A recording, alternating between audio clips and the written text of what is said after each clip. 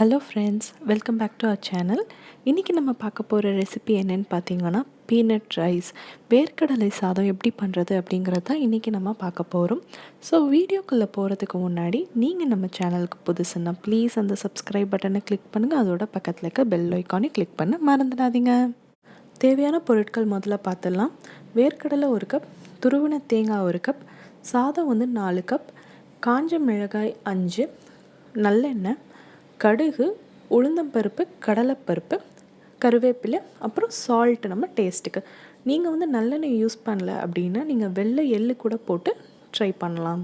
First கடாயில் dry roast பண்ண வேண்டிய ஐட்டம்ஸ் எல்லாம் போட்டுடலாம். இது பச்சை வேர்க்கடலை. நீங்கள் வறுத்த வேர்க்கடலை வாங்கினாலும் ஒரு லைட்டாக ஒரு தடவை சாட்டே பண்ணிக்கோங்க. அப்போ தான் உங்களுக்கு அந்த கிறிஸ்பினஸ் கிடைக்கும். ஸோ அரையும் போது நல்லா பவுடர்டாக நல்லா அரையும். அதோட 1 கப் தேங்காய், துருவின தேங்காய் எடுத்திருக்கேன். ஸோ இது ரெண்டையும் நல்லா வதக்கிக்கோங்க. அந்த தேங்காய் நல்லா ட்ரை ஆகணும். ஸோ நீங்கள் இது மாதிரி நல்லா வதக்கிட்டிங்கன்னா இந்த பவுடரை நீங்கள் 2-3 டேஸ் கூட நீங்கள் ஃப்ரிட்ஜில் வச்சு ஸ்டோர் பண்ணிக்கலாம், கெட்டு போகாது. அது கூட நான் இப்போ என்ன பண்ண போகிறேன்னா 5-6 காஞ்ச மிளகாய் உங்கள் டேஸ்ட்டுக்கு ஏற்றாப்புலங்க. உங்களுக்கு காரம் ரொம்ப பிடிக்கும் அப்படின்னா கூட போட்டுக்கலாம். இல்லை காரம் கம்மியாக தான் வேணும் அப்படின்னா நீங்கள் கம்மியாகவும் போட்டுக்கலாம். ஸோ இந்த இன்க்ரீடியன்ஸ்லாம் போட்டு ட்ரை ரோஸ்ட் நல்லா பண்ணி வச்சுடுங்க. இன்றைக்கி நான் ஃப்ரெஷ்ஷாக யூஸ் பண்ணுறனால நான் அப்படியே நல்லெண்ணெய் விட்டு நான் செய்ய போகிறேன். நீங்கள் இதை ஸ்டோர் பண்ணுறீங்க அப்படின்னா நீங்கள் வெள்ளை எள்ளும் இதோடு சேர்ந்து ஒரு 2 ஸ்பூன் வெள்ளை எள்ளும் போட்டு நீங்கள் இதோட ரோஸ்ட் பண்ணி நீங்கள் ஸ்டோர் பண்ணி வச்சுக்கலாம் இந்த பவுட்ரை. ஸோ நீங்கள் எப்போ சாப்பாடு ரெடி பண்ணுறீங்களோ அப்போ அதுக்கு முன்னாடி கரெக்டாக எடுத்து நீங்கள் இதை சூடான சாதத்தில் மிக்ஸ் பண்ணி சாப்பிட்டிங்கன்னா ரொம்ப டேஸ்ட்டாக இருக்கும். இப்போ நம்ம ட்ரை இன்க்ரீடியண்ட் எல்லாமே நல்லா ரோஸ்ட் பண்ணியாச்சு. ஸோ இதை ஆற வச்சுட்டு நம்ம அப்படியே நல்லா ஃபைனாக பவுடராக ஆக்கணும். தண்ணி விடக்கூடாது. நல்லா பவுட்ரியாக அரைச்சி எடுத்துக்க வேண்டியதுதான். இப்போ தாளிக்கிறதுக்கு என்ன பண்ணணும் அப்படின்னு பார்த்துடலாம். ஸோ நல்லெண்ணெய் விட்டுருக்கேன். நான் முதலே சொல்லியிருந்த மாதிரி நல்லெண்ணெய் விட்டுறேன்.